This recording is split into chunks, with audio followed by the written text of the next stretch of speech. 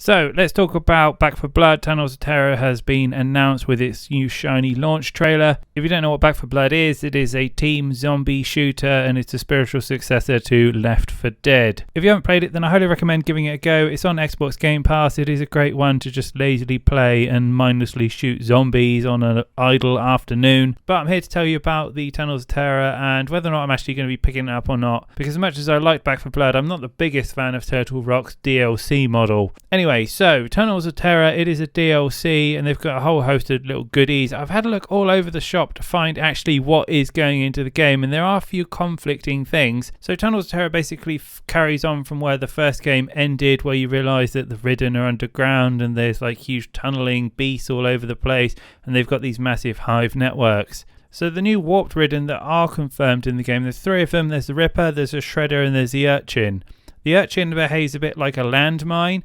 You got the Shredder, which is like the exploding one that runs at you. I haven't seen what it does, but I've seen little clips of it glowing. And the last one is the Ripper, which is kind of like those big dudes with the giant arms and they crush you.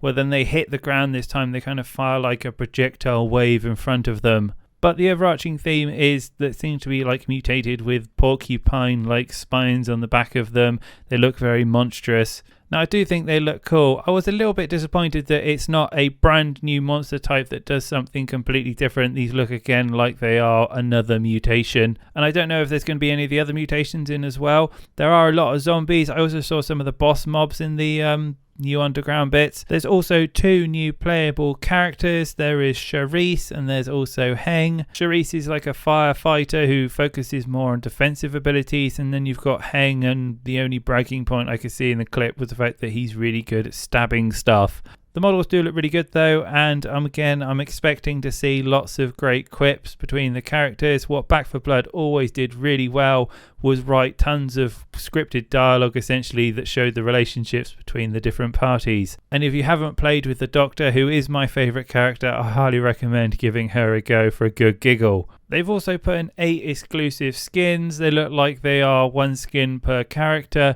They just seem to be variations of the same suit with different colours, so I wasn't really enamoured by them. But the hazmat suit does kind of look like it's a little bit of fun. They're also putting in some new weapons. There are 4 of them. There seems to be a shotgun loaded mace that you put cartridges into. If you're into melee builds, I expect you'll find that a lot of fun.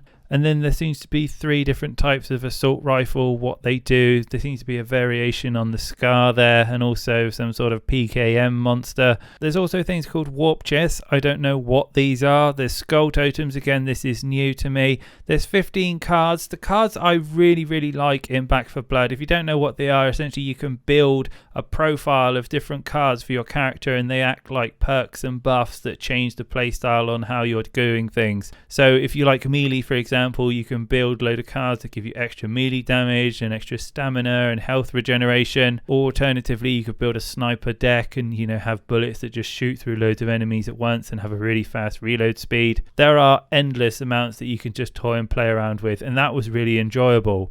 They've also said they're putting in new legendary weapons. I'm presuming the ones that they're showing in the pictures are the legendary weapons, but hopefully there will be more. They've just showcased 4 so far. And there's also new legendary attachments. What they do, I don't have a clue at the moment. I've dug around and I couldn't find anything. And they've also left this very open. They've put and more. So yeah, what this is, I don't know, but hopefully there is a little bit more to this. Now, the last thing is where it gets a little bit fuzzy, and that's the new PvE content. I scoured around all the different sources on this. Some people are saying that they are new levels. Some people are saying that they are essentially dungeons that you can find while you're going about the game and then go into them. And then other people are saying that they're just a continuation of the story progression. If I was a betting man, I'm probably going to put this on the fact that this is probably side content and they are more dungeon-esque and you find them while going about the levels. And that's what the trailer suggests if you watch through it. If this is dungeon side content, I'm probably not going to be buying this anytime soon. Because as much as I love playing this game, it does get old pretty quickly. It's very samey. The main enjoyment is the fact that you're playing it with your friends. I think this is one of these DLCs that's going to be kind of in the same genre as Dead Cells, that you wait a while till there's a few expansions and then you come back and you enjoy the content as one big massive content dump essentially. Now, there's no indication on what the price of the Tunnels of Terror are going to be.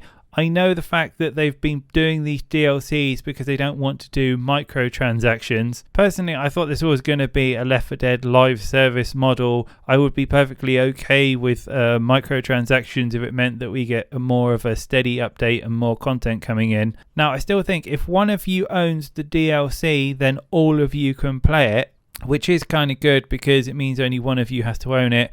But if you want to play it outside of your friend circle, then you're going to have to buy it for yourself. I think this is ultimately going to come down to how much it's going to cost as a standalone DLC and whether or not it actually ends up on Game Pass. Otherwise, at this point in time, I just don't think it's worth revisiting until the end of the year when the additional 2 other expansions come on out. But either way, let me know if you're going to pick it up and return to Fort Hope. I'd love to hear what you think of the game so far and the new teaser content. But until then, have a great week and I'll be back with more news soon.